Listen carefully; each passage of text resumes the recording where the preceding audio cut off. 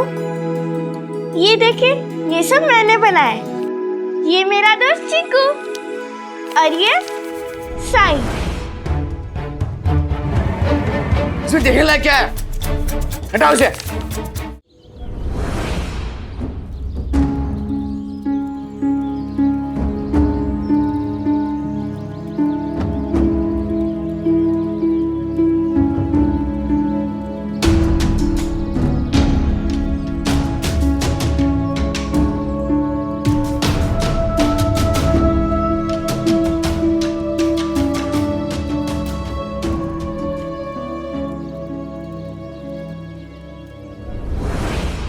ऐसे बिना सोचे समझे कहाँ चला जा रहा था?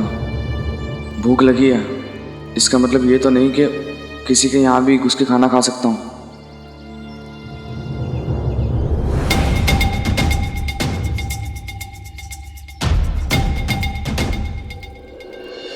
तुम जो चाहते हो तुम्हें यहाँ मिलेगा, पर उसके लिए अंदर तो आना होगा ना।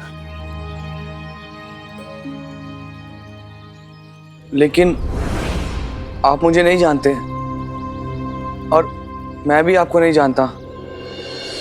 ओ भाऊ, ये द्वारका माई है, द्वारका माई। यहाँ आने के लिए जान पहचान की जरूरत नहीं होती।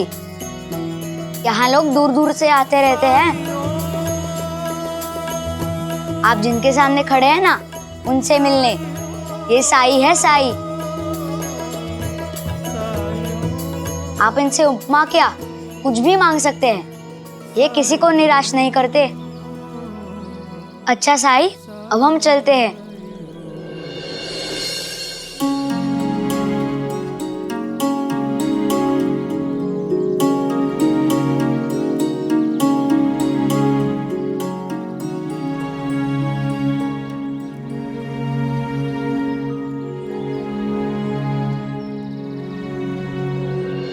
अंदर आओ, कुछ खा लो, क्योंकि भूखे पेट बुद्धि भी काम नहीं करती है। आ जाओ।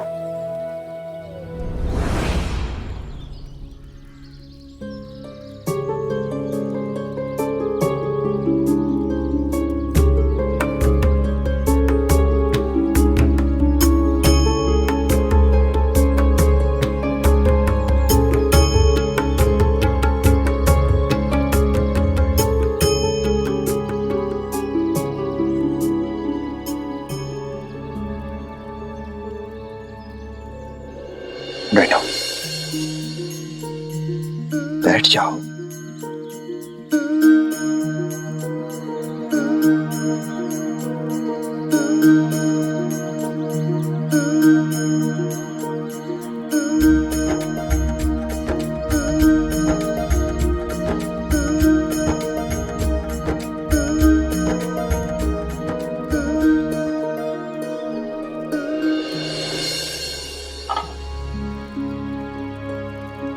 खाओ।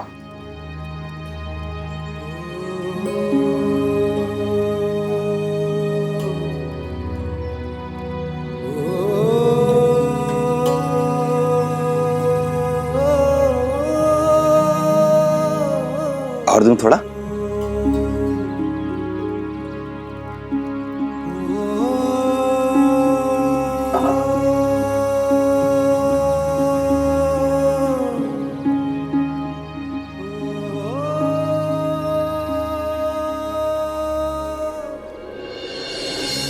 प्रणाम साईं। राम जी भला करे।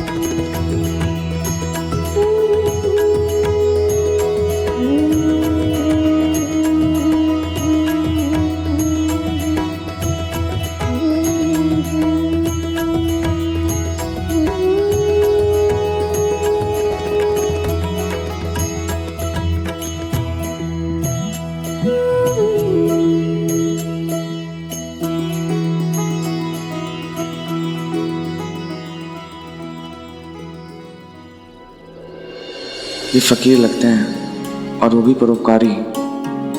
और बच्चों ने भी कहा कि वो किसी को निराश नहीं करते। मुझे लगता है कि मैं इनसे कुछ पैसे मांगकर घर वापस जा सकता हूँ।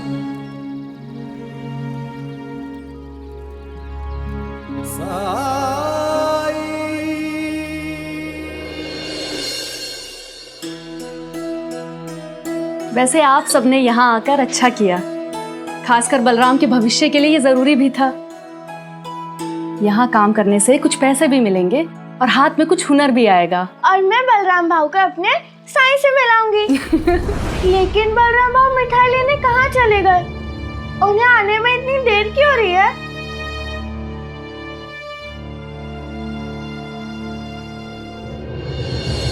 जब से परी को पता चला है कि आप लोग आने वाले हैं, तब से इसने पूरे गांव में ढिंढोरा पीट दिया है।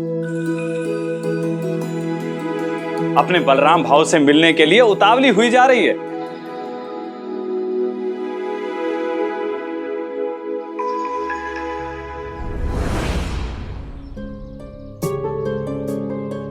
सब उसका इंतजार कर रहे हैं और वो है कि अब तक नहीं आया है। अब तो मुझे चिंता होने लगी है। भगवान मेरी लाज रखना।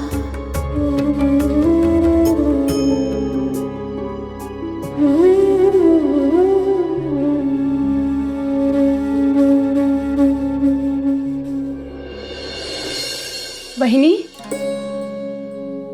आप परेशान क्यों हो रहे हैं? बलराम अब बच्चा तो है नहीं कि गुम हो जाएगा, आ जाएगा थोड़ी देर में। और वैसे भी शिरडी है ही कितनी बड़ी, और यहाँ सब भले लोग हैं, उसको कोई परेशानी नहीं होगी। हाँ बहिनी। अरे तुम लोग खाओ।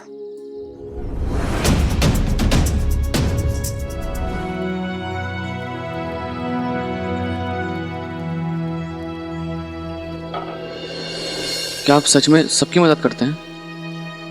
मतलब जैसे कोई खो गया हो और अपने घर जाना चाहता हो, ऐसे लोगों की भी मदद करते हैं? अगर मुझसे मदद हो सके तो जरूर करता हूँ। तो मेरा आपसे एक निवेदन है, मना मत कीजिएगा। मेरी आई चाहती है कि मैं अपने काका के साथ यहाँ पे काम करूँ, लेकिन मुझे शिरडी में नहीं रहना, मुझे अपने गांव वापस जाना है। क्या आप मुझे थोड़े पैसे दे सकते हैं ताकि मैं अपने गांव वापस जा सकूं? मैं तो बैरागी हूँ। भिक्षा में भोजन, अनाज, फल फूल के अलावा कुछ नहीं लेता। मेरे पास तो एक फूटी कौड़ी तक नहीं है।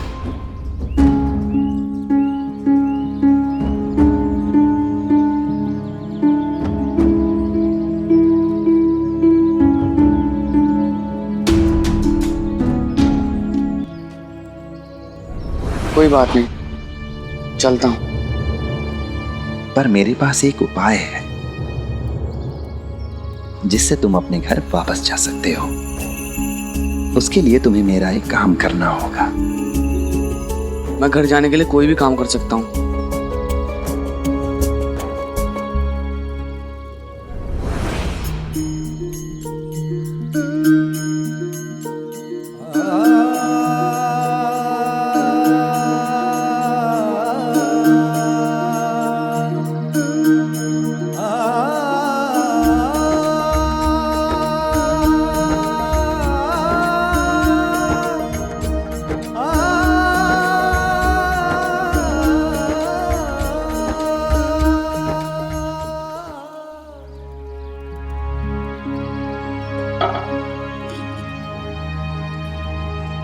इसे किसी के घर पहुंचाना है।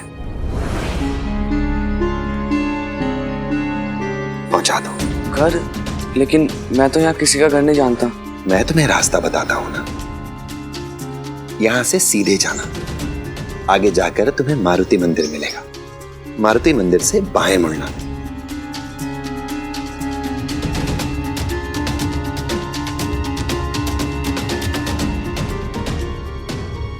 गली में जाकर चौथे मकान में ये उपमा दे देना। लेकिन उपमा देने से मैं अपने घर कैसे पहुंचूंगा? मुझ पर विश्वास रखो और जैसा मैंने कहा है वैसा ही करो, तुम्हारी समस्या हल हो जाएगी। ये लो।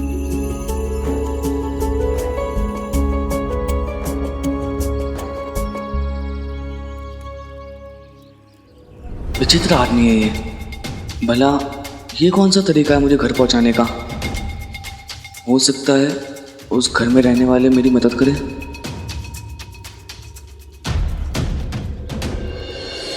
ठीक है, चलता हूं। राम जी भला करे। साई के क्या है कौन जान पाए।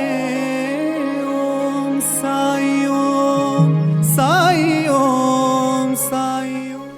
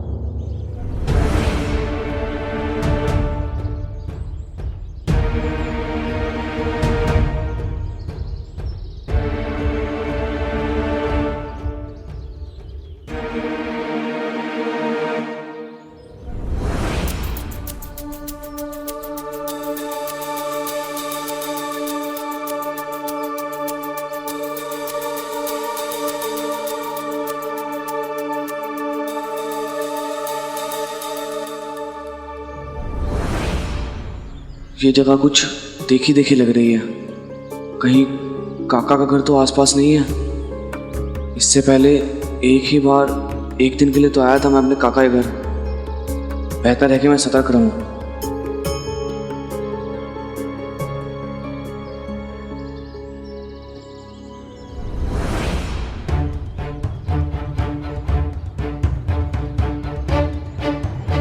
चौथा घर तो यही है।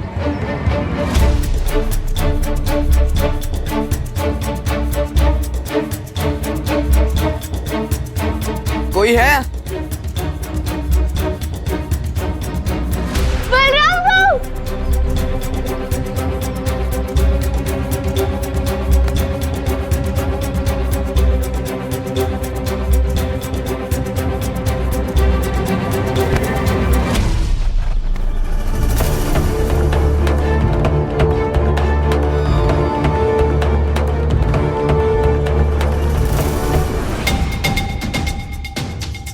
जिसका डर था वही हुआ।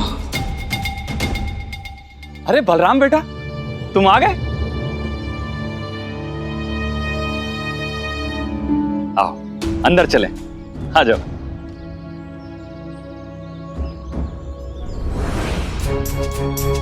व्यवहार में तो ये ठीक ही है, शायद अनजाने में परी को धक्का लग गया होगा। भाऊ, आप मिठाई लाए ना? मिठाई? हाँ। परी, नई जगह है इसके लिए, दुकान नहीं मिली होगी। आपने भी बिना बात बहिनी इसे शिरडी भ्रमण पे भेज दिया।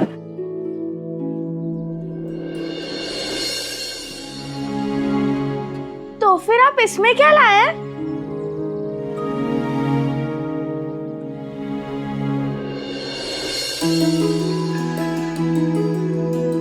उपमा? खुशबू बता रही है जैसे साई ने बनाया है।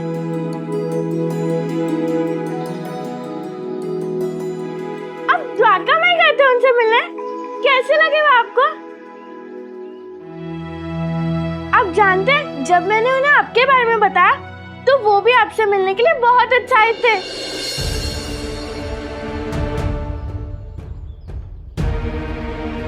तुमने मेरे बारे में साई को बताया था? हाँ, तभी तो आपके हाथों उन्होंने मेरे लिए उपमा भेजा। लेकिन मैंने तो उन्हें नहीं बताया कि मैं भाई हूँ तुम्हारा।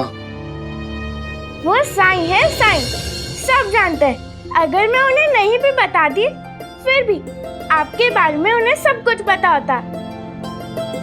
हाँ बेटा, परी सही कह रही है, साई से कुछ नहीं छिपता।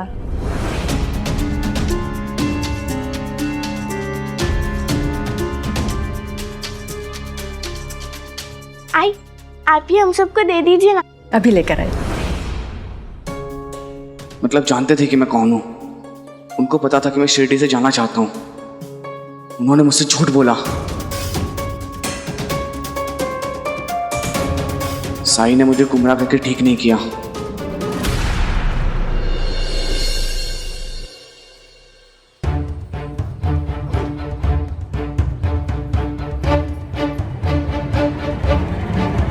ये सामान वामान बांधकर कहाँ जाने की तैयारी है? माइके, क्यों? ये आप खुद से पूछिए। क्या किया मैंने? बनिए मत। आपने फिर से जुआ खेलना शुरू कर दिया है ना? याद है ना क्या कहा था मैंने पिछली बार? आपने अगर दोबारा ताश को हाथ लगाया तो मैं हमेशा हमेशा के लिए मायके चली जाऊंगी। पिछली बार मेरे मायके जाने के नाम से आपकी तबीयत खराब हो गई थी। मैंने गुस्सा होते हुए भी आपकी सेवा की, आपके लिए साई से उदी मांग कर लेके आई।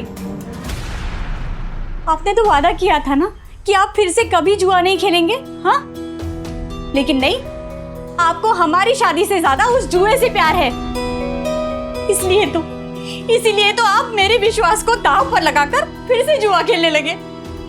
अब खेलिए जुआ।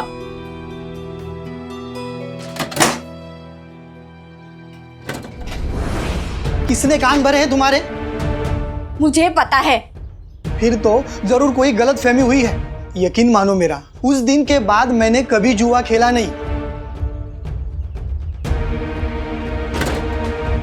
वादा तोड़ा, अब झूठ भी बोल रहे हो।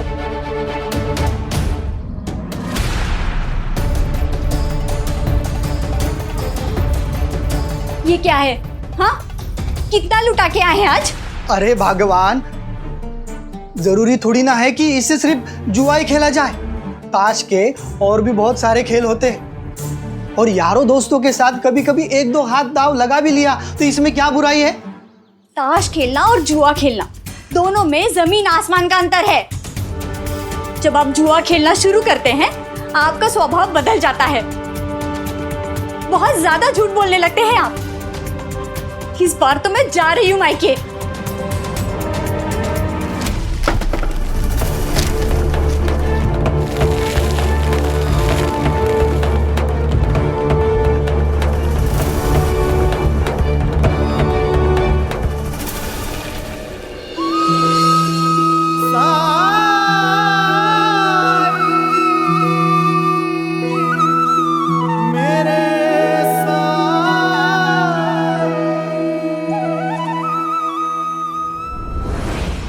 मैंने इसके बारे में पहले क्यों नहीं सोचा?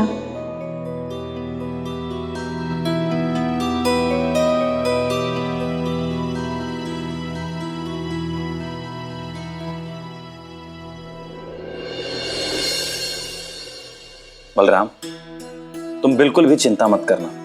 मैंने तुम्हारे लिए काम की पहले ही बात करके रखी है। मेरा एक बहुत अच्छा दोस्त है ठाकुर, वो बढ़ई का काम करता है। उसी के पास तुम्हें काम करने के लिए जाना है। अपनी खुद की दुकान है उसकी। कुर्सी, मेज, पलंग सब कुछ बनाता है। वहां तुम्हें काम भी सीखने को मिलेगा और पैसे भी मिलेंगे। कल से ही काम शुरू कर देना, ठीक है?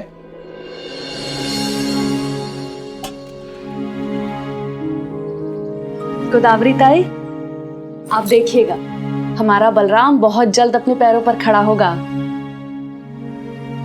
और फिर खुद का काम शुरू करेगा।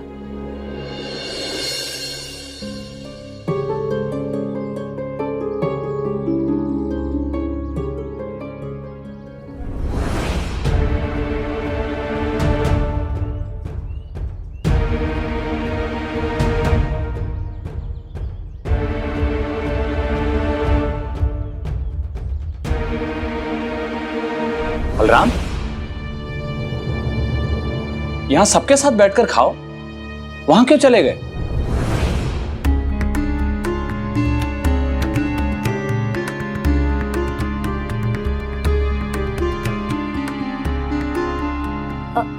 गर्मी, बलराम को गर्मी बिल्कुल बर्दाश्त नहीं होती है।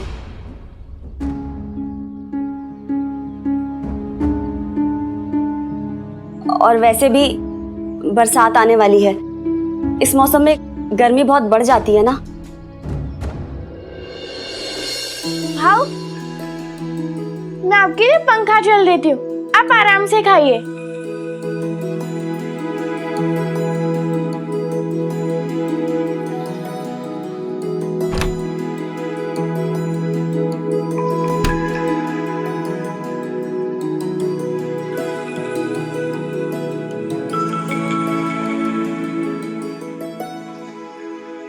नहीं परी, तुम खाना खा लो, मुझे पंखे की जरूरत नहीं है।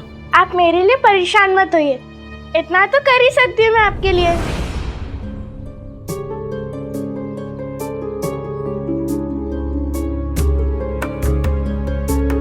मैंने कहा ना, मुझे नहीं चाहिए, तुम खाना खाओ। पहले आप खा लीजिए, मैं बाद में खा लूंगी। तुम्हें समझ नहीं आता क्या? मना किया ना मैंने।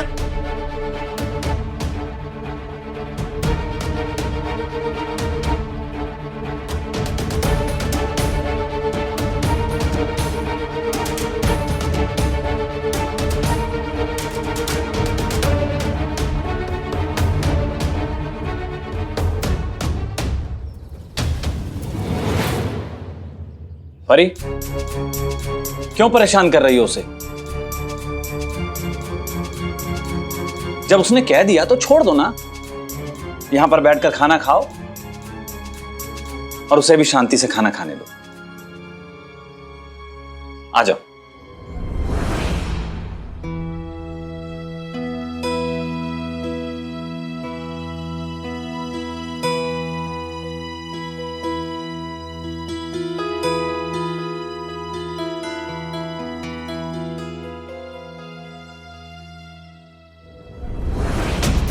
जिसका डर था वही हुआ, शुरुआत हो गई इसकी।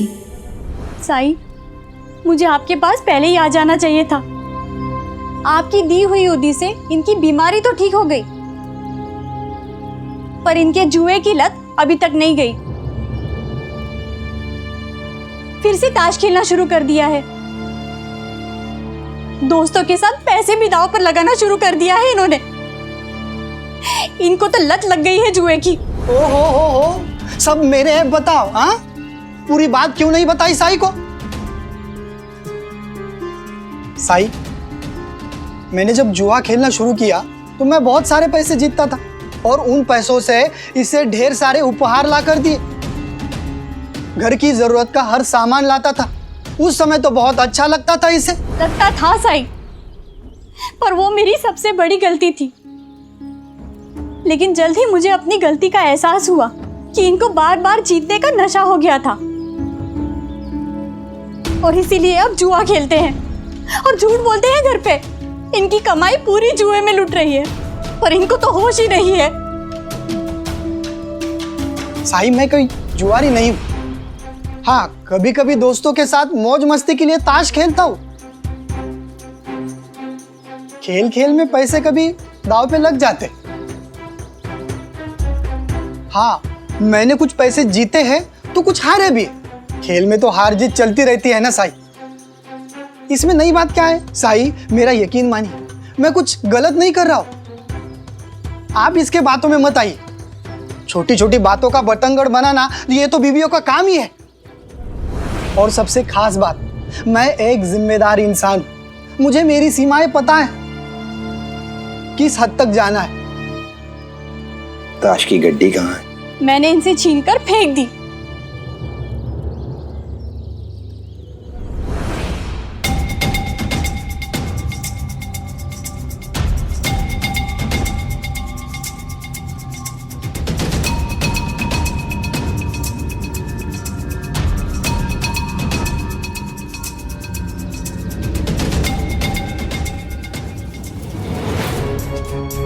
एक हाथ इससे छुपा के रखनी पड़ती है। आप इसका क्या करेंगे? कहीं मेरे साथ एक एक हाथ खेलने का इरादा तो नहीं है? अगर खेलना होगा तो तुमसे सीख लूंगा। फिलहाल तो मैं ये चाहता हूं कि इन ताश से तुम एक इमारत बनाओ। इमारत कभी बनाया तो नहीं है, कोशिश जरूर कर सकता हूं। तो बनाओ।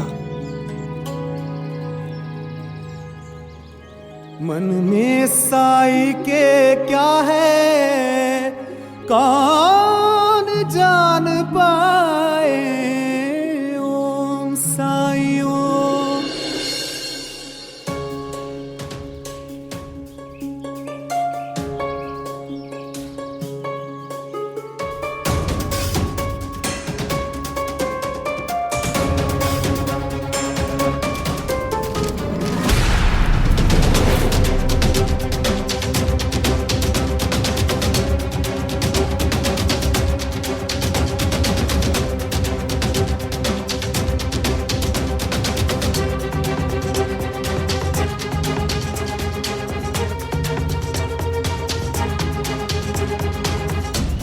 ये क्या किया साई आपने? मेरा घर तोड़ दिया, मेरी सारी मेहनत पानी में गई। ताश के पत्तों का घर टूट जाने से तुम इतना परेशान हो, पर तुम खुद जो अपना घर तोड़ रहे हो उसकी कोई फिक्र नहीं है तुम्हें। झूठ बोल के, वादे तोड़ के, रिश्तों को कमजोर करके थोड़ी सी देर की मेहनत बर्बाद हो जाने से तुम परेशान हो, पर अपने दिन भर की मेहनत, अपनी गाड़ी कमाई जब तुम जुए में हार जाते हो तब तुम्हें बुरा नहीं लगता है? जरा सोचो, जब तुम हार जाते हो तो तुम्हारे दिन भर की मेहनत बर्बाद हो जाती है,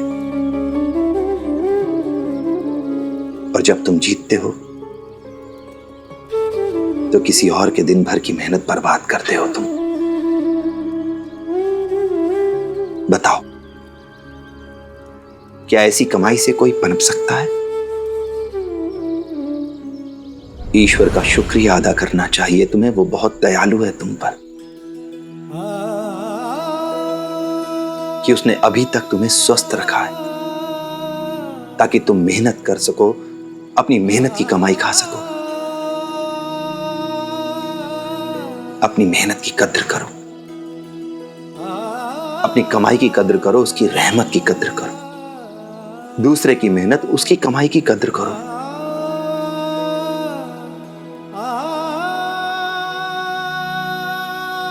साई आप ठीक कह रहे हैं, मुझे कभी किसी ने इस तरह नहीं समझाया था,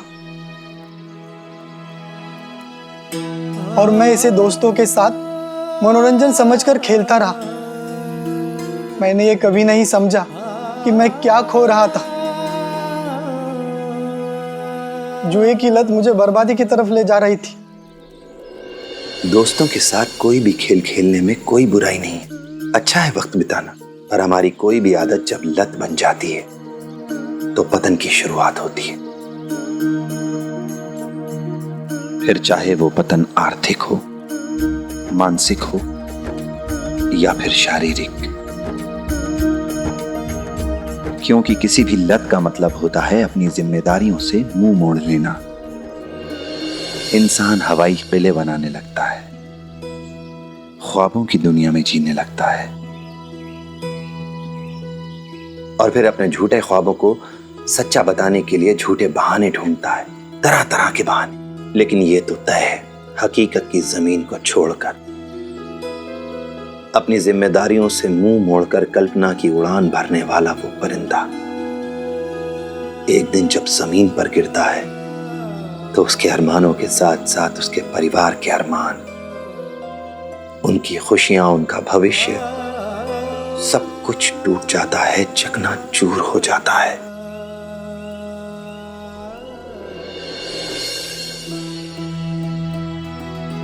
मैं समझ गया साई, मैं बहुत मेहनत करके पैसे कमाऊंगा, जुआ खेलकर अमीर बनने का सपना छोड़ दूंगा। आज के बाद कभी जुआ नहीं खेलूंगा।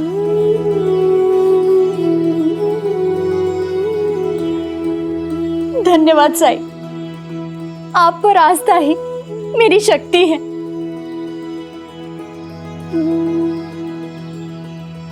राम जी भला करे।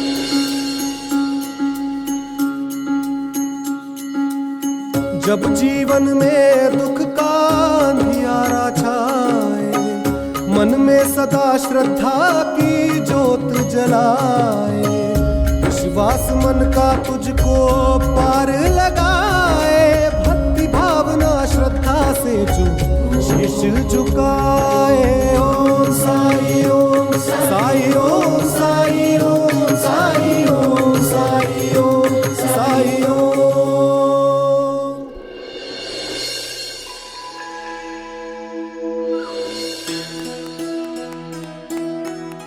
भाऊ, ये देखिए, ये सब मैंने बनाया।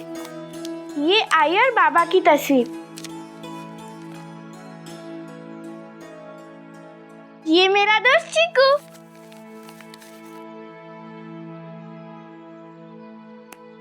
और ये साई।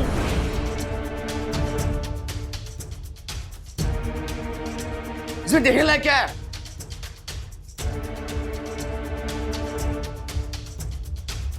हटाओ इसे।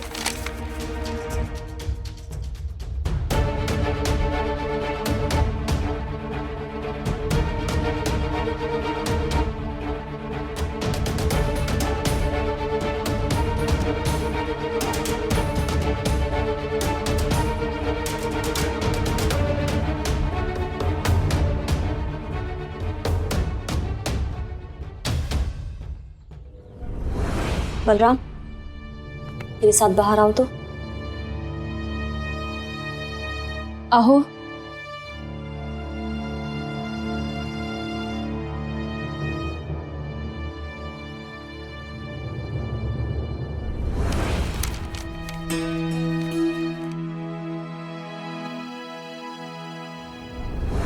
ये कैसा व्यवहार है तुम्हारा?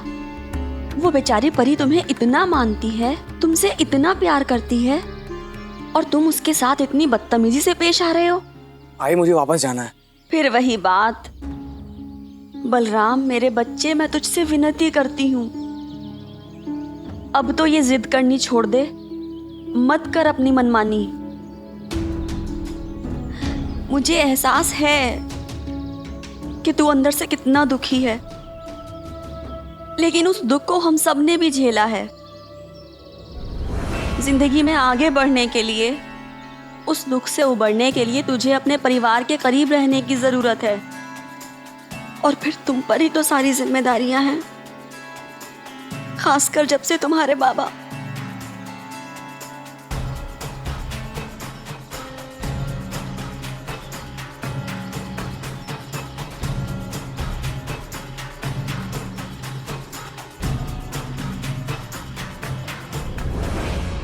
क्या किसी ने मुझसे कभी पूछा है कि मैं क्या चाहता हूँ? कुछ तो है बलराम के मन में, और ऐसा लगता है जैसे वो लोग हमसे कुछ छुपा रहे हैं। आपको बलराम का व्यवहार कुछ बदला बदला नहीं लगता है? मतलब पहले तो वो कितना मिलनसार था, हंसमुख था, और अब देखिए कितना चिड़चिड़ा रहने लगा है, सबसे अलग, गुमसुम, खोया खोया। शुभांगी, जब हम लोग साथ रहते थे तो वो बच्चा था, अब वो बड़ा हो गया है। उसके दोस्त भी तो उसी की उम्र के होंगे ना, और ये कोई जरूरी तो नहीं कि वो परी के साथ वैसा ही व्यवहार करे जैसा पहले करता था। लोग बदल जाते हैं उम्र के साथ। आपकी बात अपनी जगह बिल्कुल सही है, लेकिन मैं नहीं मानती कि सिर्फ बड़े हो जाने से बलराम के व्यवहार में रूखापन आ गया है। शुभांगी, हमारी परी भी तो कितनी चंचल है, जब देखो कुछ ना कुछ बोलती रहती है। अब देखो ना, जब से बलराम आया है, उसे एक पल के लिए भी अकेला नहीं छोड़ा। हर वक्त उसके आसपास कुछ ना कुछ लेकर मंडराती रहती है, और बलराम की उम्र के बच्चों में इतना धैर्य नहीं होता कि वो एक बच्चे के साथ संयम से काम ले सकें। तुम बेकार परेशान हो रही हो।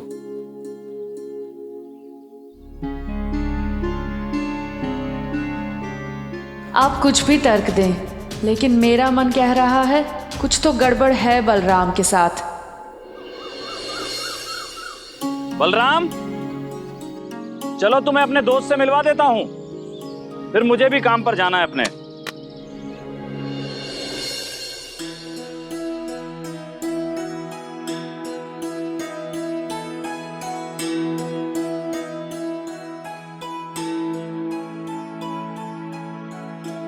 इतने समय के बाद काम करने के लिए जा रहे हो, इसलिए मन लगा के काम करना। काम है, पैसा है, तो समाज में इज्जत है। इस मौके को अपने हाथ से जाने मत देना बेटा, समझ रहे हो ना?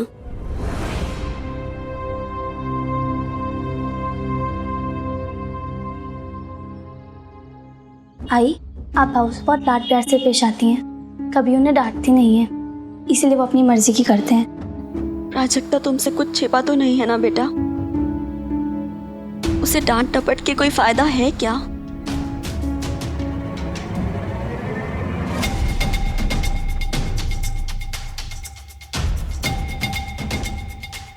मतलब मेरा अंदाजा सही था, कुछ तो गड़बड़ है बलराम के साथ और गोदावरी ताई उसे छुपा रहे हैं।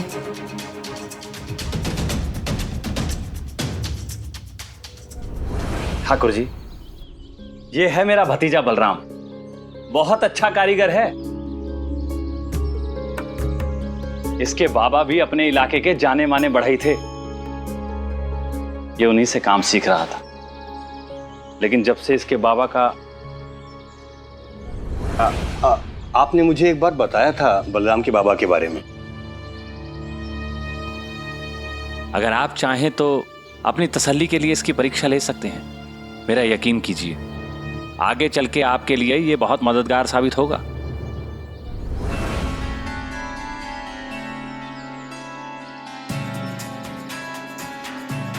कैसी बातें करते हैं आत्माराम जी।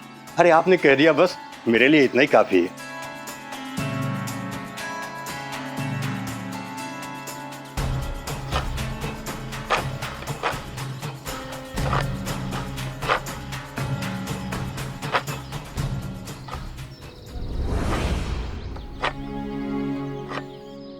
बेटा बलराम, दिल लगाकर काम करना, और मुझे पूरी उम्मीद है कि तुम अपने बाबा का नाम जरूर रोशन करोगे। भिक्षाम दे। प्रणाम साईं। राम जी भला करे। मैं अभी भिक्षा लेकर आया। प्रणाम साईं। राम जी भला करे। मेरे भतीजे से तो आप मिल ही चुके हैं, इसे आशीर्वाद दीजिए साईं। आज इसके काम का पहला दिन है।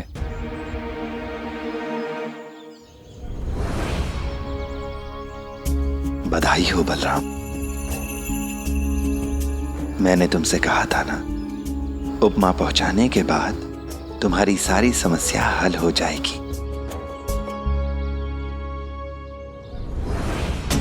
ये फकीर बहुत चालाक है, शब्दों के जाल से फंसाया इसने मुझे, और वो अपनी तारीफ भी कर रहा है। किसी को जानबूझकर गुमराह करने के बाद कैसे खुश है।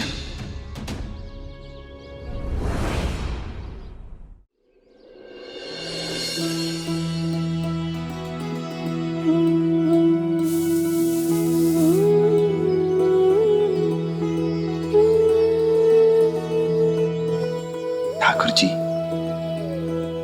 आज बलराम के काम का पहला दिन है। पहले उसे देख लेने दीजिए कि क्या काम करना है। पहले वो समझ तो ले कि काम कैसे किया जाता है।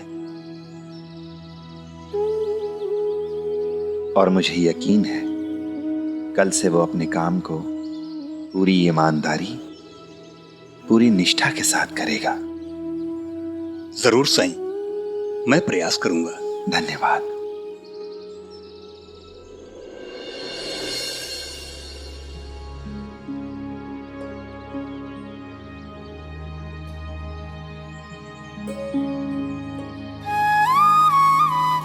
बलराम, कई बार हम सोचते हैं कि गलत रास्ते पर चलकर भी हम अपनी मंजिल तक पहुंच सकते हैं, लेकिन यह सच नहीं है। सही रास्ते पर चलकर ही मंजिल तक पहुंचा जा सकता है। श्रद्धा और सबूरी रखो। उस मालिक ने चाहा तो सब ठीक हो जाएगा। अच्छा ठाकुर जी, अब मैं चलता हूं। अच्छा ठाकुर जी, अब मैं भी चलता हूं।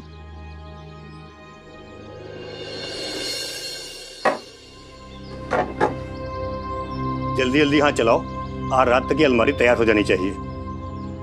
सेठ जी, लेकिन मैं सुबह से बिना खाए पिए बिना आराम किए काम ही कर रहा हूँ। अब इससे जल्दी कैसे करूँ? कुल मिलाकर मैं अकेला ही तो हूँ काम करने वाला।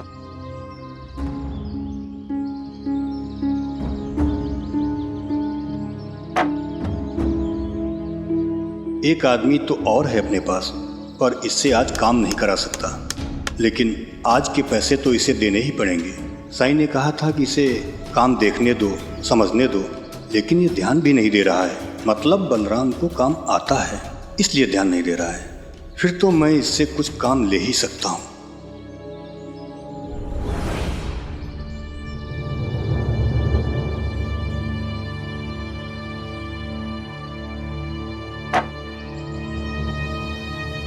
बलराम जी, एक काम तुम्हें दे रहा हूं।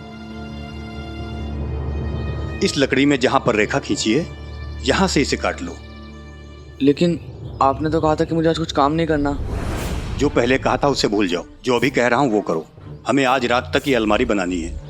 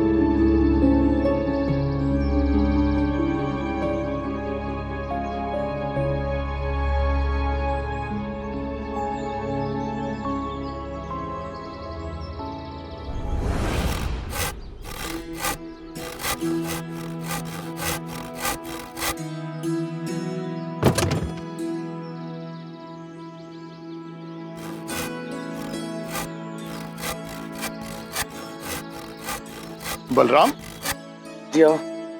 ऐसे नहीं काटते।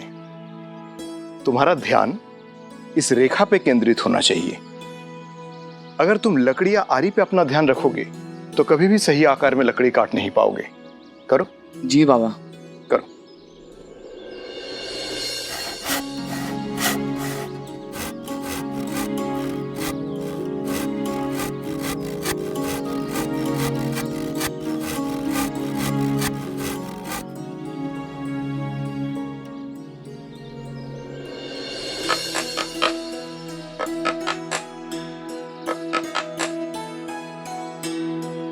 बलराम, मुझे बाहर जाना है।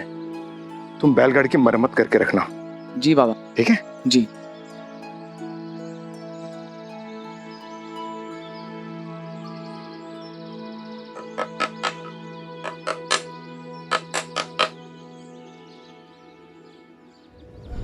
बलराम, बलराम, गजब हो गया। तुम्हारे बाबा,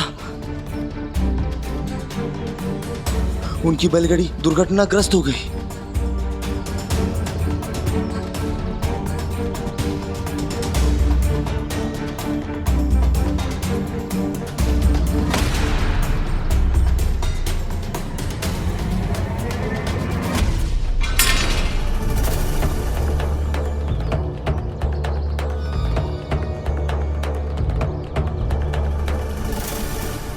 क्या हुआ? ये काम मुझसे नहीं होगा। कैसे नहीं होगा? है?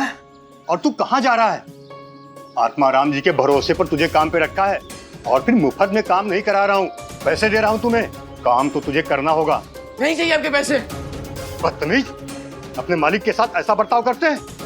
अगर तू जिद्दी है तो मैं भी हूं। अब मैं तुझसे काम करवा के ही रहूंगा। मैं कहता हूं जाने दीजिए मुझे। अब समझ आया मुझे, तू बेशर्म है और एक नंबर का आलसी भी। बात तो यह है कि तू कोई काम करना ही नहीं चाहता है। घर में बैठकर मुफ्त की रोटी तोड़ने की तुम्हारी आदत जो पड़ गई है। अगर थोड़ी भी शर्म है, थोड़ी भी गैरत है, तो मां पर बोझ बनने की बजाय मां का सहारा बनो।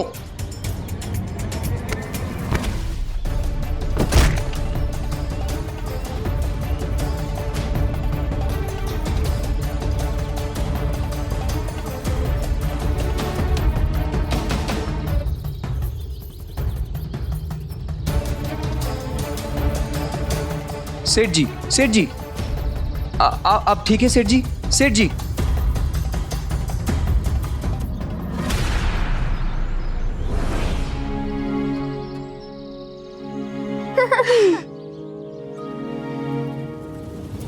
दिमाग फिर गया तेरा?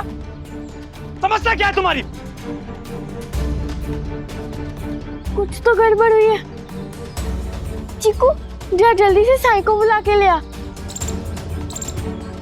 क्या हुआ? मैंने इसे अपने दोस्त के पास काम पर लगवाया और ये उसे मारकर भाग रहा था।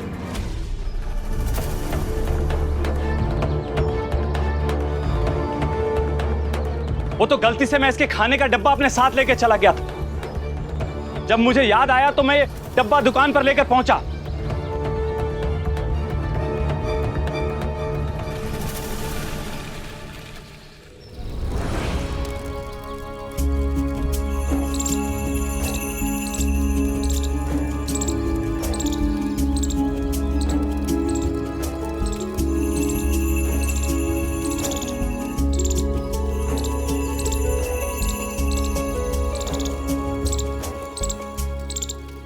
कल शुभांगी मुझे कह रही थी कि अपना बलराम कुछ बदला बदला सा नजर आ रहा है, लेकिन मैंने उसे तर्क देकर चुप करवा दिया। लेकिन आज जो मैंने देखा उसका मेरे पास कोई जवाब, कोई स्पष्टीकरण नहीं है। अब तो मुझे भी यकीन हो गया है कि बलराम के साथ कुछ ना कुछ समस्या जरूर है। कुछ तो है जो इसके साथ ठीक नहीं है।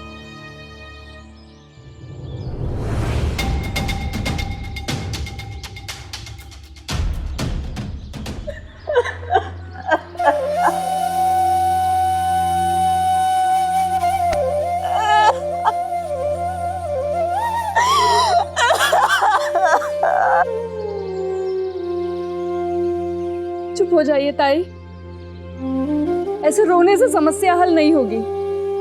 हमें समस्या बताइए, हम मिलके उसका समाधान ढूंढेंगे।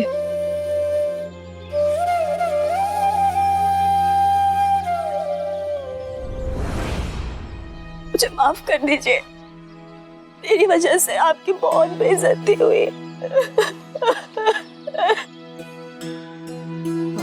वाहिनी, बात बेइज्जती की नहीं है, बात अपने परिवार की है। परिवार के सदस्य होने के नाते हम सबका कर्तव्य है कि एक दूसरे की मदद करें। अगर बलराम को कोई समस्या है तो आप हमें बताइए ना, हम मदद करेंगे उसकी। आखिर वो मेरा भतीजा है।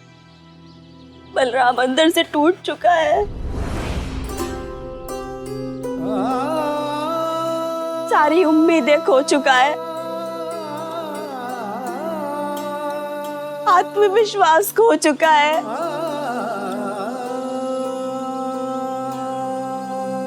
इसने जिंदगी से हार मान ली है और मुझे नहीं पता कि अब ये कैसे ठीक होगा। आप ऐसा क्यों सोचती हैं?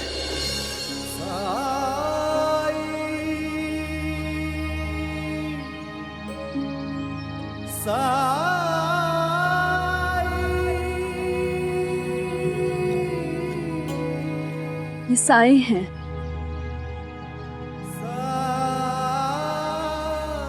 राम जी भला करें। इनसे आप अपना दुख बांट सकती हैं। ये सबकी मदद करते हैं।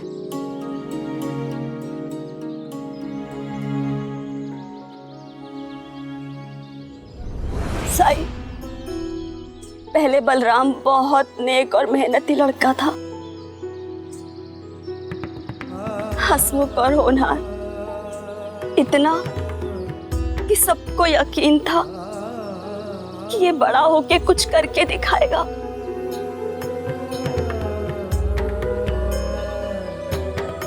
अपने बाबा के काम को बहुत आगे लेके जाएगा।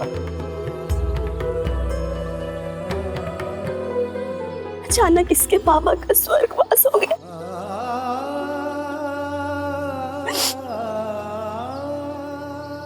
हम सब तो वक्त के साथ इस सदमे से उबर गए, लेकिन बलराम नहीं उबर पाया।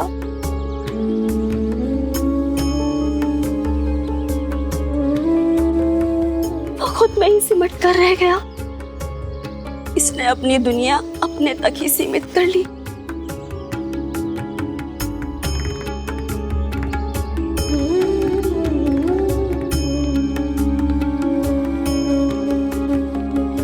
न कहीं आना, न जाना, न किसी से बातचीत करना, यहाँ तक कि ये हंसना भी भूल गया।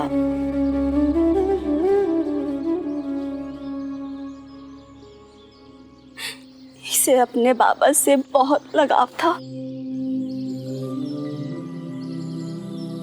वो सिर्फ इसके बाबा ही नहीं, बल्कि इसके गुरु भी थे।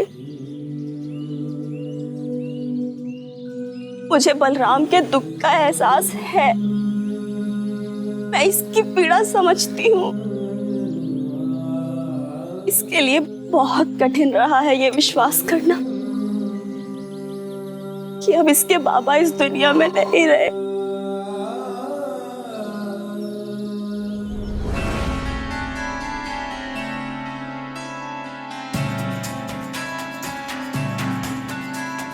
हम लोग तो आगे बढ़ गए, लेकिन मेरा बेटा नहीं समझता। मेरी बात सुनने के लिए तैयार ही नहीं होता।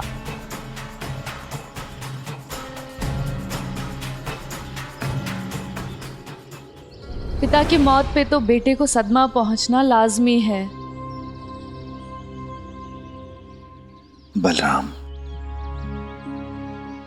उस प्रतियोगिता के बारे में मुझे कुछ बताओगे?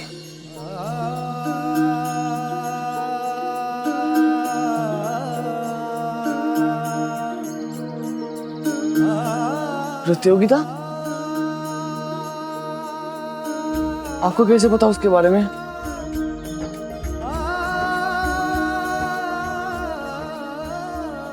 मुझे नहीं पता है, इसीलिए तो पूछ रहा हूं। अब मैं आपकी किसी चाल में नहीं फंसने वाला। बलराम, ये क्या तरीका है साईं से बात करने का? आत्माराम जी, सबूरी। अगर बलराम नहीं बता रहा है तो आप ही बता दीजिए उस प्रतियोगिता के बारे में, क्योंकि मुझे नहीं लगता कि आप दोनों के अलावा यहाँ मौजूद किसी भी इंसान को उस प्रतियोगिता के बारे में कुछ पता है। बताइए। पिछले साल हमारे गांव में एक अंग्रेज अफसर ने एक बहुत बड़ी प्रतियोगिता रखी थी। लकड़ी के हस्तशिल्प और सामानों की एक बड़ी प्रतियोगिता थी। मेरे पति और बलराम ने प्रतियोगिता के लिए बहुत मेहनत की।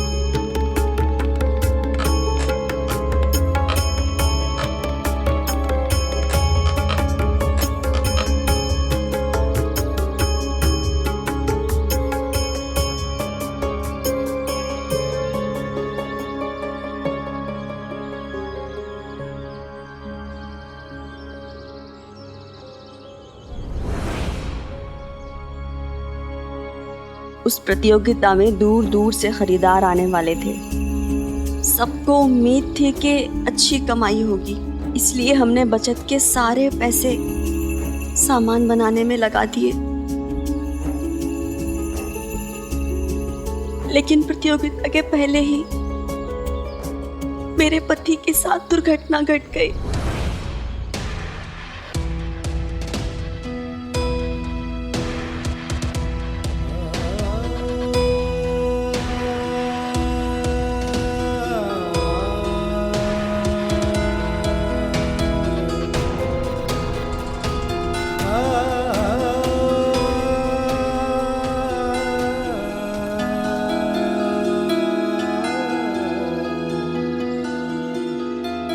उस घटना के बाद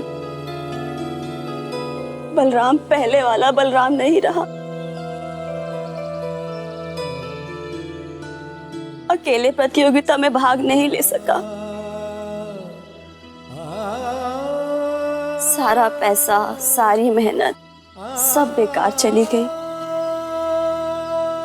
इसका दुख नहीं है, दुख तो इस बात का है कि उसके बाद बलराम बिल्कुल बुझ गया।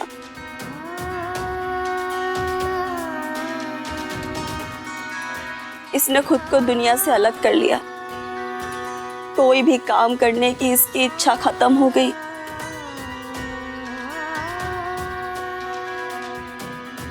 मैं जब भी इसको काम करने के लिए बोलती हूँ तो ये टाल देता है। ना कहीं आना ना जाना, बस चुपचाप घर में पड़ा रहता है। ज्यादा किसी से बातचीत नहीं करता।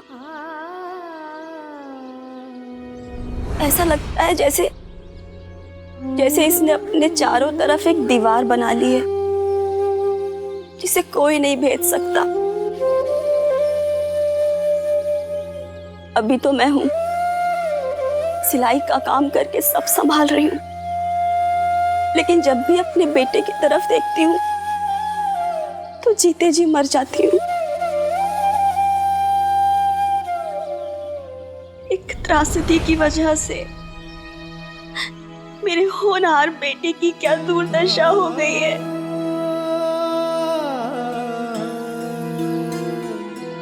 साई, अगर जल्दी से बलराम ठीक नहीं हुआ तो इसका भविष्य बर्बाद हो जाएगा।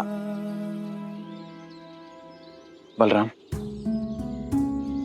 मैं तुम्हारा दुख समझ सकता हूं, लेकिन तुम्हें भी पुरानी बातों को भुलाकर जीवन में आगे बढ़ने की जरूरत है। जरा अपनी आई के बारे में सोचो कि इस उम्र में भी वो सिलाई का काम कर रही है। तुम्हें यह समझने की जरूरत है कि तुम अपने परिवार के इकलौते मर्द हो, तुम सबसे बड़े हो। तुम इस तरह से अपनी जिम्मेदारियों से नहीं भाग सकते। और अगर तुम अपने पिता के प्रति सम्मान रखते हो तो उन्हीं की तरह मेहनत करना सीखो। तुम जानते हो ना कि तुम्हारे पिता कितने मेहनती इंसान थे। वो सिर्फ मेहनती ही नहीं थे, बल्कि सबका बहुत ध्यान रखते थे।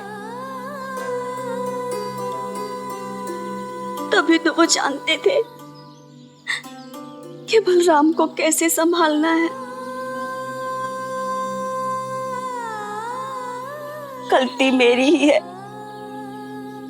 जो मैं सिर्फ अपनी रसोई में घुसी रही, बच्चों पर ध्यान ही नहीं दिया। मैंने कभी किसी पे अंकुश लगाने की कोशिश नहीं की, क्योंकि मुझे लगा कि इसके लिए इसके बाबा तो है ही।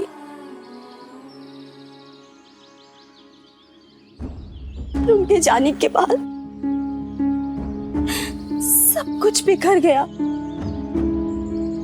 अब जब भी इसका असफलता से सामना होता है तो इसका मार्गदर्शन करने वाला कोई नहीं होता। हार मान लेना जैसे इसकी आदत बन चुकी है। मुझे तो कुछ समझ नहीं आ रहा है साई, इसका भविष्य आखिर क्या होगा। बलराम, यहां मौजूद सभी लोग तुमसे बहुत प्यार करते हैं, मदद करना चाहते हैं तुम्हारी। अपनी समस्या बताओ। फिलहाल तो मेरी समस्या आप ही है।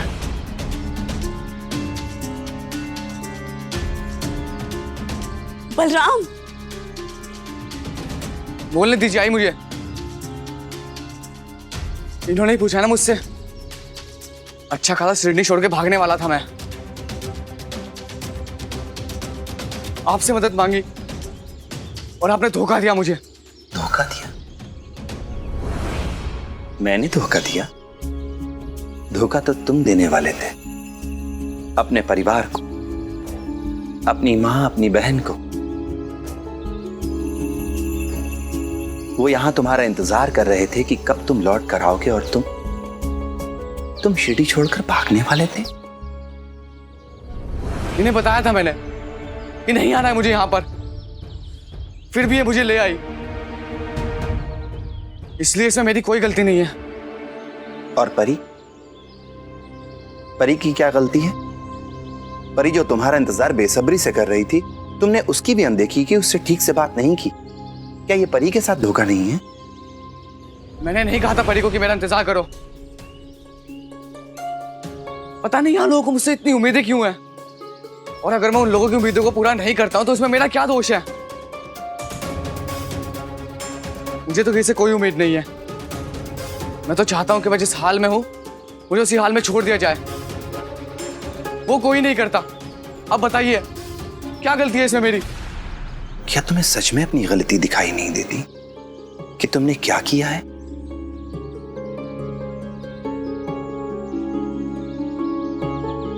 क्या तुम्हें सच में अपने किए पर पछतावा नहीं है? जब मैंने कुछ गलत किया ही नहीं तो पछतावा किस बात का? तुम्हारे कारण लोगों को जो मानसिक पीड़ा हुई है, अगर तुम्हें उसका अनुभव नहीं है तो फिर ठीक है।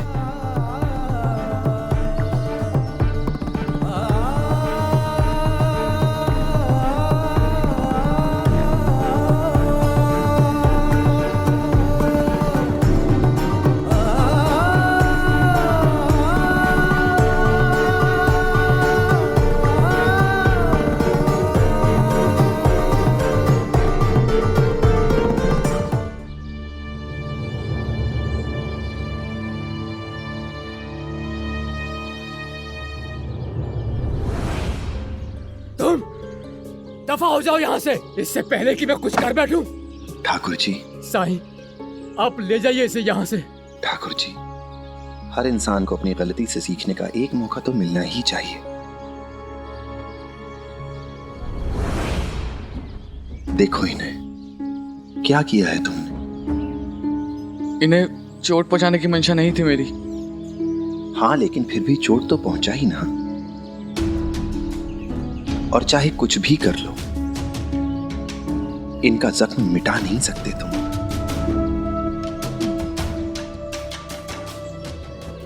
और अगर सच में तुम्हारा इरादा इन्हें चोट पहुंचाने का नहीं था तो ये लो ऊदी और अपने हाथ से ठाकुर जी के जख्म पर लगाओ।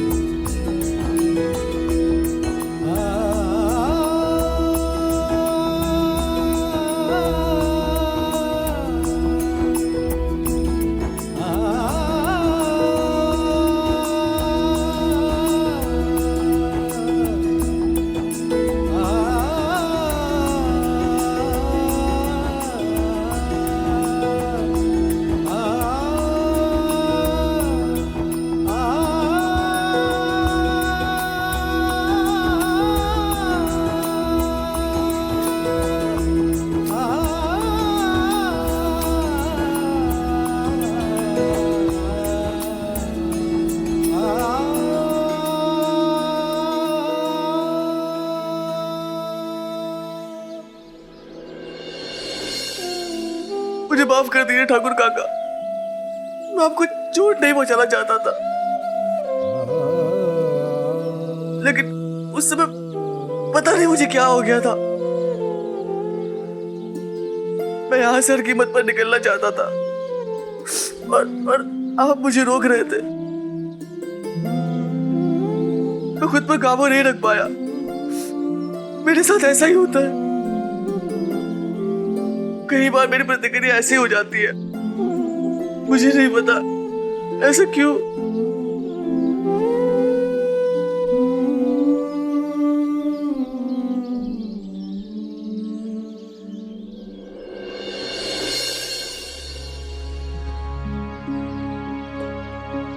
बलराम,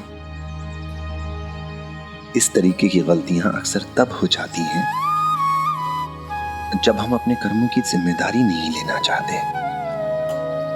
अपनी गलतियों को स्वीकार करो, तभी उनसे कुछ सीख पाओगे, तभी उनको दोहराओगे नहीं। थक चुका हूं मैं जिम्मेदारी का ज्ञान सुन सुन के। सब कहते हैं ये करो वो करो, क्यों? क्योंकि मैं अपने घर का बड़ा बेटा हूं, इसलिए मुझे नहीं लेनी किसी की जिम्मेदारी, ना अपनी ना अपने परिवार की। तो इसमें सबको परेशानी क्या है? घर का बड़ा बेटा ना होकर अगर तुम छोटा बेटा होते तो भी तुम्हें जिम्मेदारियां तो लेनी ही होती, क्योंकि जिम्मेदारियों का संबंध उम्र से नहीं बल्कि परिस्थितियों से है। परिस्थितियां बदलती हैं तो जिम्मेदारी भी बदल जाती है।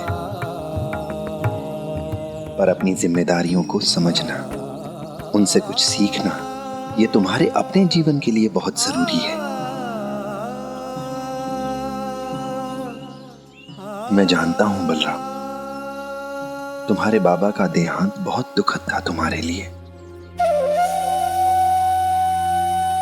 पर उनके जीवन के अंत के साथ तुम्हारा जीवन तो समाप्त नहीं होता। और अगर जीवन है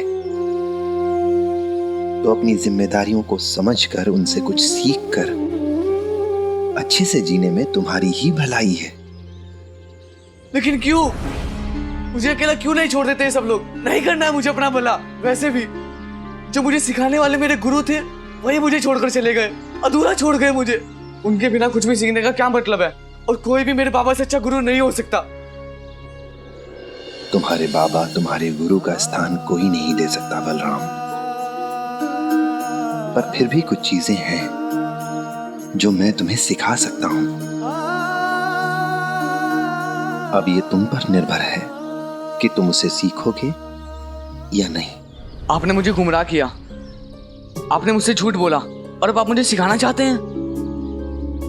और वैसे भी आपने मेरे सवाल का कोई जवाब नहीं दिया है। आखिर ये सब क्यों जरूरी है? मुझे कुछ भी क्यों सीखना चाहिए?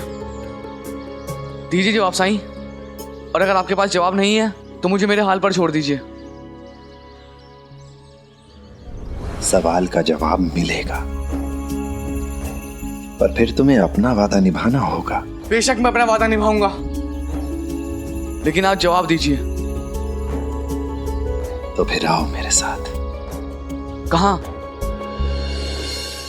तुम्हें किसी से मिलाना है जो तुम्हारे सवालों के जवाब देगा।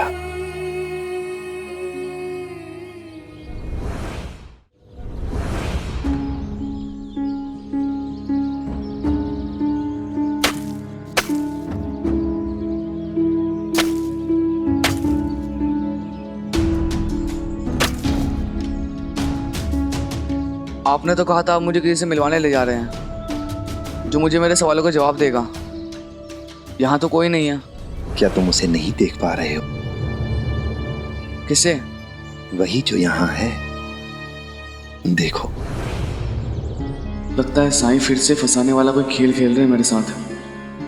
मैं ही मूर्ख हूं जो उनकी बातों में दोबारा आ गया। बताओ बलराम, क्या तुम्हें कुछ भी नजर नहीं आ रहा है? और क्या दिखेगा यहाँ साईं? पेड़ पौधे, फूल, पंछी, बस यही तो है।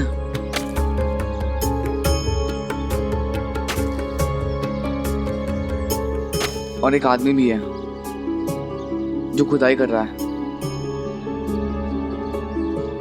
ध्यान से देखो और फिर बताओ, क्या इसके सिवा तुम्हें यहाँ और कुछ भी दिखाई नहीं दे रहा है? साईं, क्यों पहेलियां बुझा रहे हैं? जो कहना है स्पष्ट कहिए ना। तो तुम्हें स्पष्टीकरण चाहिए, मिलेगा, पर उसके लिए तुम्हें पहले मुझे यह बताना होगा कि तुम अपनी जिम्मेदारियों से भाग क्यों रहे हो। फिर वही सवाल।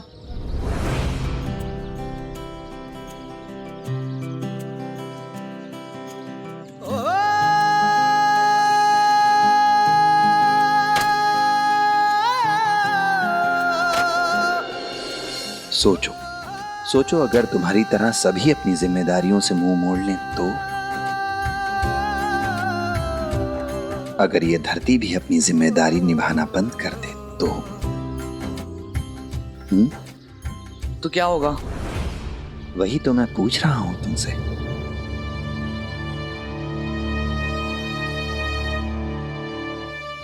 थोड़े दिन परेशानी होगी सबको, लेकिन लोग कोई ना कोई विकल्प निकाल ही लेंगे।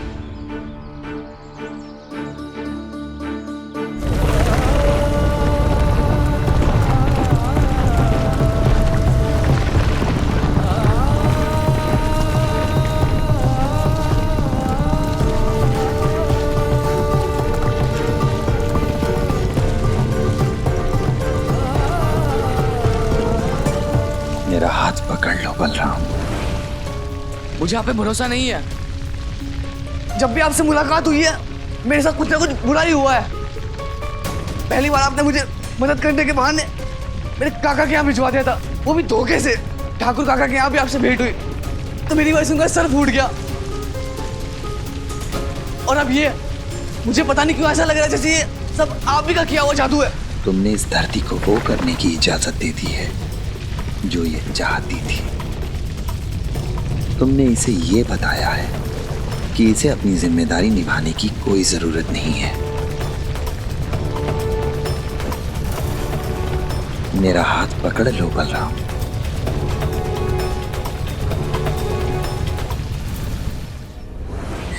हे भगवान, बलराम नासमझ है, उसे समझ दीजिए। यहाँ सब उसकी मदद करने की कोशिश कर रहे हैं, लेकिन वो बहुत जिद्दी है। उसे लोगों की मदद स्वीकार करने की बुद्धि दीजिए, उसे विवेक दीजिए।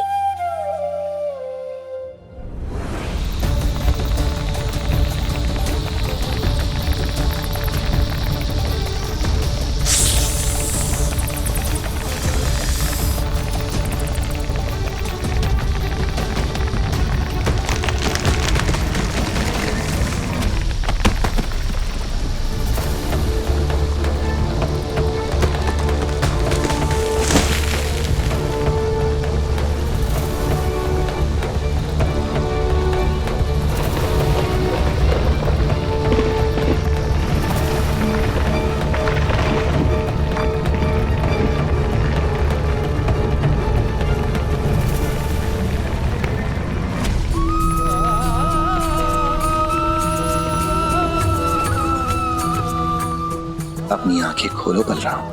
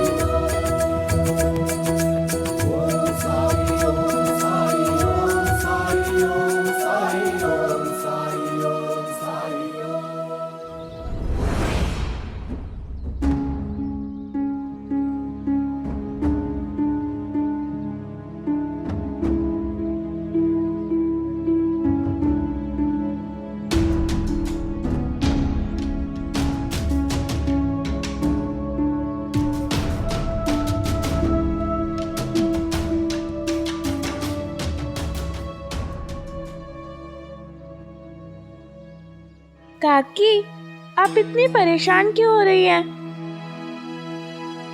बलराम भाऊ साईं के साथ गए हैं और आप जानती हैं, साईं जिसका भी हाथ थाम लेते हैं उसकी जिंदगी संवर जाती है, सब भला होता है उसका।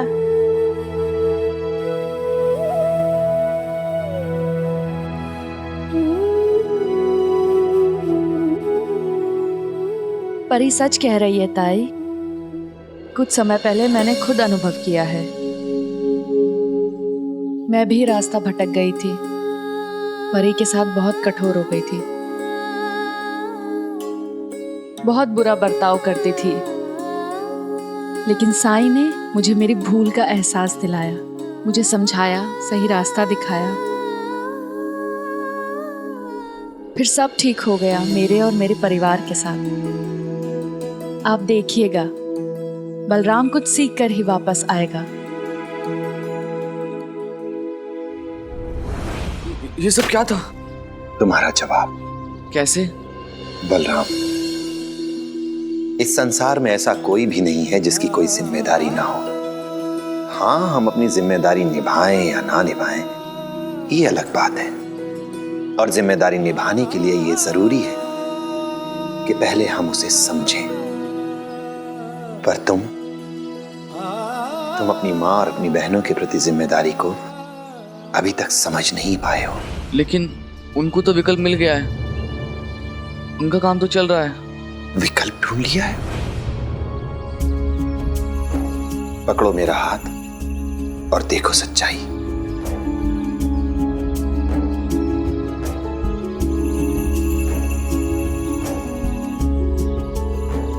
अपनी आंखें बंद करो।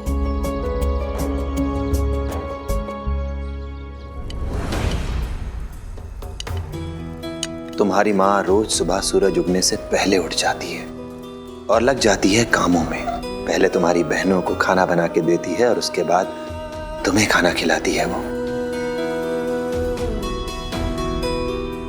फिर दिन भर सिलाई, कताई, बुनाई काम करती रहती है ताकि अपने परिवार का भरण पोषण कर सके।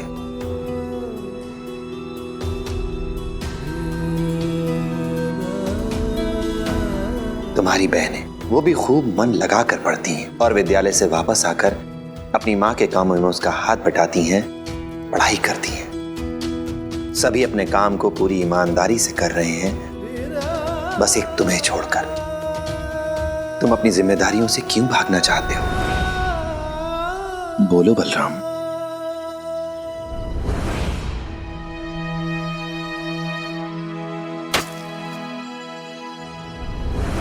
सोचो बलराम, अगर तुम्हारी आई भी तुम्हारी ही तरह सोचती, जिम्मेदारियों से मुंह मोड़ लेती, तो क्या तुम अपना भरण पोषण खुद कर पाते? तुम्हारी आई तो क्या तुम्हारी बहनें भी अपनी जिम्मेदारी समझती हैं? पर फिर तुम क्यों अपनी जिम्मेदारियों से भागना चाहते हो? परिवार के हर सदस्य का एक स्थान होता है, एक जिम्मेदारी होती है उसकी। और अगर कोई भी सदस्य गैर जिम्मेदार हो जाए तो पूरे परिवार की नींव हिल जाती है।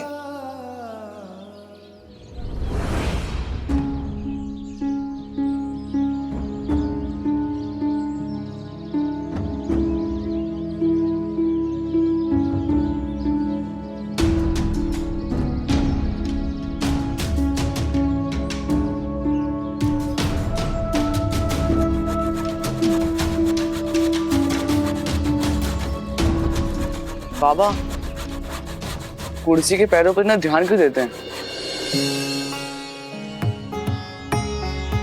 बलराम, वस्तु हो या व्यक्ति, खड़े रहने के लिए सबसे महत्वपूर्ण उसके पैर होते हैं। ये उसके आधार स्तंभ होते हैं। ये तभी स्थिर रहेंगे जब उसके सारे पैर बराबर होंगे। अब ये कुर्सी को देखो,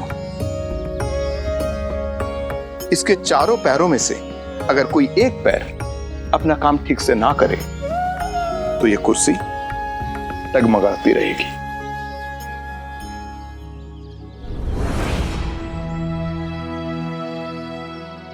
यही बात तो बाबा कहा करते थे। बलराम, तुम्हारे बाबा अब तुम्हारे साथ नहीं है, पर उनकी दी हुई शिक्षा, उनका ज्ञान, ये तो अभी भी तुम्हारे साथ है। ये पूरी तरह से तुम पर निर्भर करता है कि तुम उनकी शिक्षा, उनके ज्ञान का उपयोग करके अपनी जिम्मेदारियों को निभाओगे या फिर काम करना बंद करके उनकी शिक्षा, उनके ज्ञान के साथ उनके काम को भी तिलांजलि दे दोगे। नहीं साईं, मुझे मेरे सवाल का जवाब मिल गया है। अब मैं समझ गया हूँ कर्तव्य और जिम्मेदारी कितने महत्वपूर्ण है हर इंसान के जीवन में। मैं जानता हूँ बलराम, तुम्हारी माँ ये सुनकर बहुत खुश होगी, क्योंकि तुम्हारे पिताजी के गुजर जाने के दिन से आज तक उसने केवल इसी एक पल के लिए इंतजार किया है।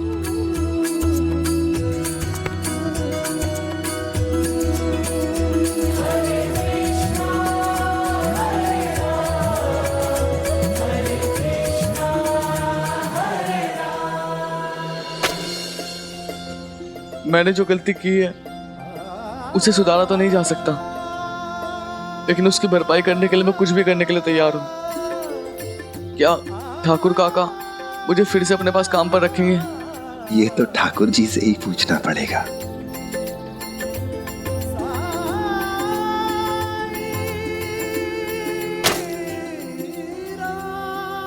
राम जी भला करें।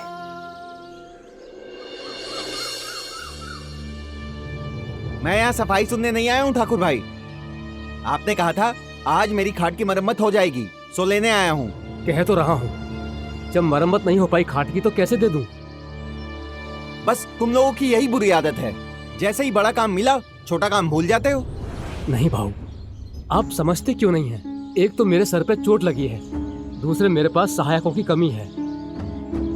अगर मैं ठीक होता तो आपकी खाट मरम्मत करके दे देता। तो बना के दे दो ना।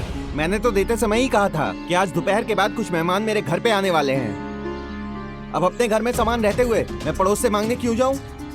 मुझे हर हाल में मेरी ही खाट चाहिए। माफ करना भाऊ, मैं रात तक ही दे पाऊंगा। मंजूर हो तो बोलो। ये क्या तमाशा है? मुझे मेरी ही खाट चाहिए, वो भी आज दोपहर तक। मिल जाएगी।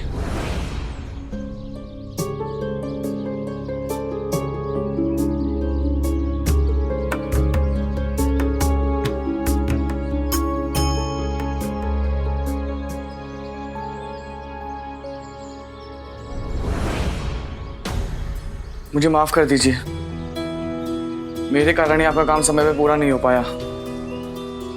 ठाकुर काका ने अपनी मदद के लिए मुझे सहायक के रूप में यहाँ काम पर रखा था, लेकिन मैंने इनका सारा काम बिगाड़ दिया।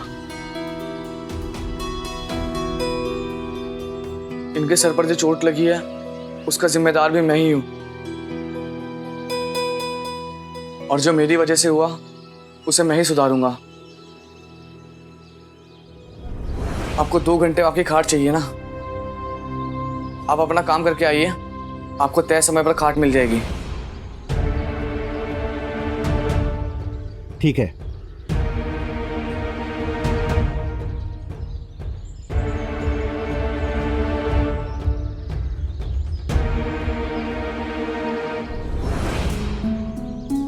ठाकुर काका, मैंने आपसे पूछे बिना आपके ग्राहक से वादा किया, इसलिए माफी चाहता हूँ। पर आपसे एक विनती करता हूँ कि मुझे मेरा वादा पूरा करने के लिए अपने यहाँ एक बार काम करने का मौका दे दीजिए। मेरी वजह से आपको इतनी बातें सुननी पड़ी, क्योंकि आज मैंने अपना काम नहीं किया, लेकिन अब मैं पूरी मेहनत से और पूरी ईमानदारी से अपना काम करूंगा। चाहे तो आप मुझे कल नौकरी से निकाल दीजिएगा, पर आज मुझे काम करने दीजिए, एक आखिरी मौका दीजिए।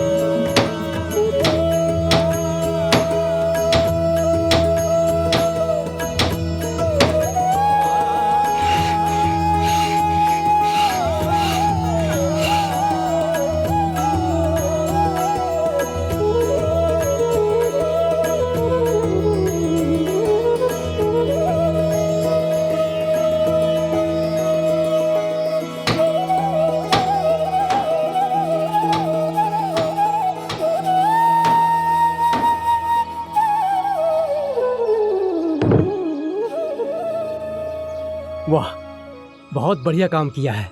शुक्रिया काका। काम कैसा चल रहा है? प्रणाम साईं। राम जी भला करें। साईं, ये तो बहुत हुनरमंद कारीगर है। साईं, ये देखिए खाट के पैर। ये मैंने वैसे ही बनाए हैं जैसे बाबा और आपने मुझे बताया था। खाट के पैर मजबूत कर दिए हैं।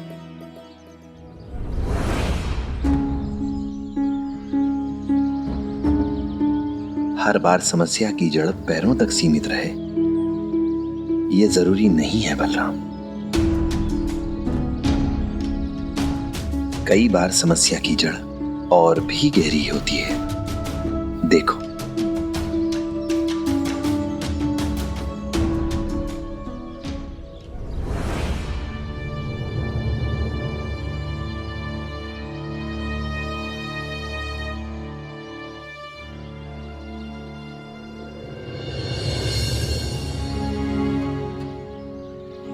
प्रणाम साईं।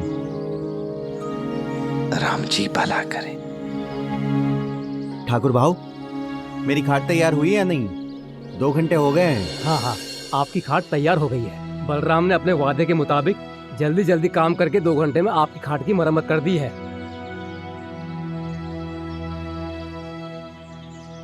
लेकिन एक समस्या रह गई है। यहाँ की लकड़ी में दीमक आ गई है, इसलिए लकड़ी बदलनी पड़ेगी, तभी ये खाट लंबे समय तक टिक पाएगी। कोई बात नहीं, मेहमानों के जाने के बाद खाट दे जाऊंगा मैं, फिर आप इत्मीनान से इसकी मरम्मत कर लेना। और हाँ, ये रहा आपका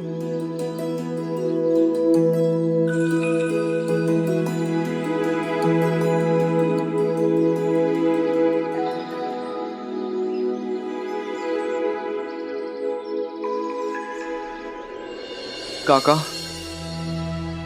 मैं फिर से आपसे माफी मांगता हूँ अपनी सुबह की घटना के लिए। पता नहीं उस वक्त मुझे क्या हो गया था। गलती तो तुमने की थी, लेकिन उस गलती के लिए तुम्हारे मन में सच्चा पछतावा है, इसलिए तुम्हें माफ कर रहा हूँ। और वैसे भी तुमने काम करके अपनी गलती सुधारी है, वो भी उम्दा काम करके। मैंने तुम जैसा कारीगर और उसकी कारीगरी पहली बार देखी है। सच कहूं तो गलती मेरी भी थी। साईं ने कहा भी था कि मैं तुमसे पहले कोई काम ना करवाऊं। अब हम मिलकर नई शुरुआत करेंगे।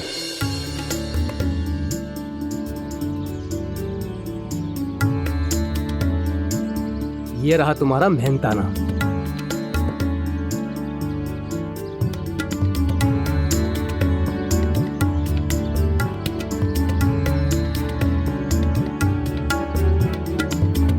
लेकिन काका, मैं 2 घंटे के काम के लिए पूरे दिन की मजदूरी नहीं ले सकता। लेकिन जो दिन भर का काम था उसे तुमने 2 घंटे में खत्म कर दिया, ये उसकी मजदूरी है। ये तो ले सकते हो ना बेटा, ये पैसा रख लो। सच में ये तुम्हारी पहली कमाई के हैं। वो कहते हैं किस्मत जिसको कर्म का फल है, जीवन में कर्म योग का मार्ग ही अटल है। जो कुछ है हाथ में तेरे यही पल है, अच्छे कर्म किए जाए तो जीवन सफल है। ओम साई ओम साई ओम साई ओम साई ओम साई ओम साई ओम। शुक्रिया काका, मैं आपसे वादा करता हूँ कल से मैं समय पर आऊंगा और मन लगाकर अपना काम करूंगा। कल से तुम यहाँ काम करने नहीं आओगे।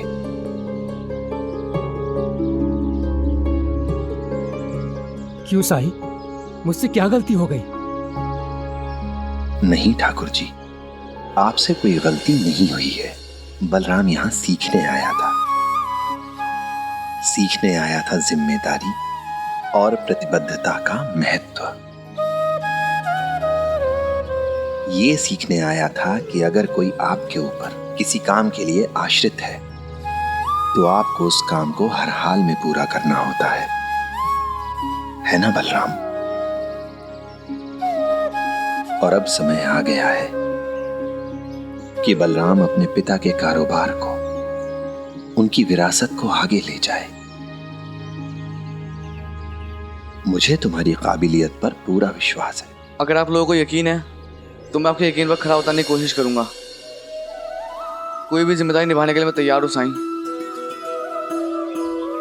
काका, अगर आप बुरा ना माने तो इन पैसों के बदले मैं आपसे कुछ लकड़ियां ले आना चाहूंगा अपने लिए, ताकि मैं अपना काम शुरू कर सकूं। हाँ हाँ, जरूर ले जा सकते हो।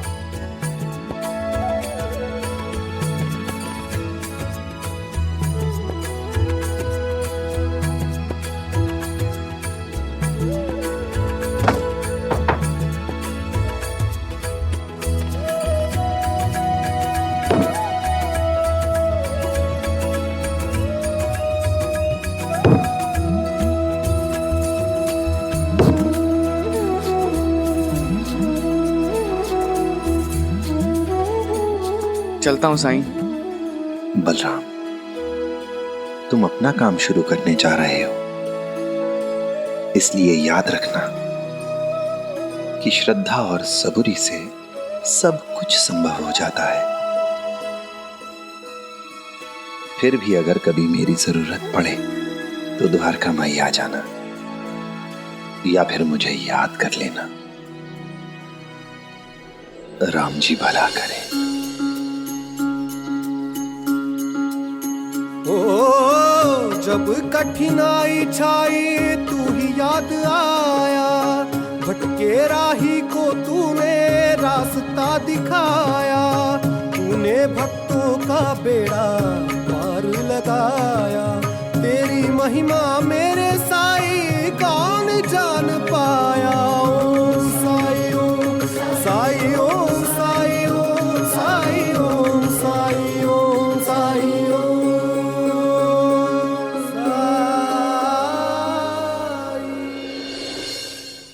धार्मिक वीडियो सबसे पहले देखने के लिए हमारे चैनल को सब्सक्राइब करें और बेल आइकन दबाएं।